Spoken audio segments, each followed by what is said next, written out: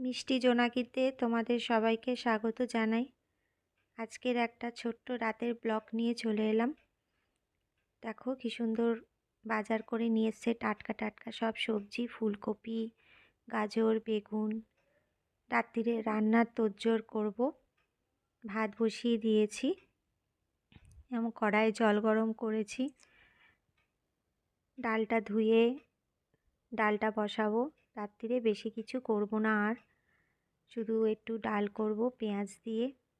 এ দেখো আমার মেয়ে আবার হেসে হেসে জিজ্ঞাসা করছে যে রান্না কত দূর হলো। তাই বেশিক্ষণ লাগবেও না, ডাল আর ভাত করব, আলু ভাতে দিয়েছি। আর ফুলকপি ভাজা করব, আর বেগুন ভাজা, গাজর ভাজা, এই রান্না করব। রাতের রান্না একটু ভাবলাম ডাল দিয়েই রাত্রিবেলা খাই, কেননা ভালো লাগছে না আমিষ জাতীয় কিছু খেতে, আর ভালো লাগছে না।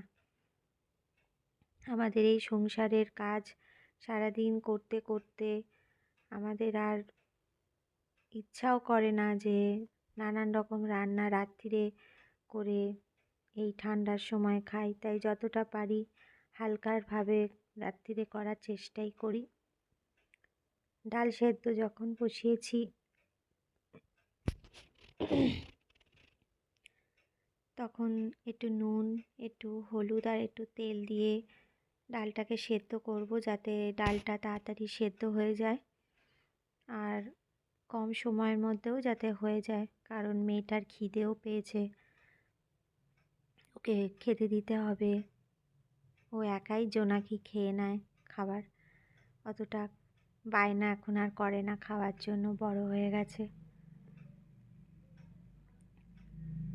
রাত্রিরে রান্না সেরে মনে করব যে কতক্ষণে সব কাজকর্ম সেরে আর একটু বসে তারপরে খাওয়া দাওয়া আবার সারতে হবে। সবজিগুলো খুব সুন্দরই পেয়েছে। বড় বড় ফুলকপি, আগের একটা ফুলকপি ছিল সেটাকেই আগে কাটবো, কেটে ভাজা করব। আর এই ফুলকপিগুলো রাখা থাকবে, যদি কালকে করা হয় তো কালকে করা হবে। তোমাদের যদি আমাদের এই ব্লগগুলো ভালো লেগে থাকে তাহলে প্লিজ সাবস্ক্রাইব করো, লাইক করো।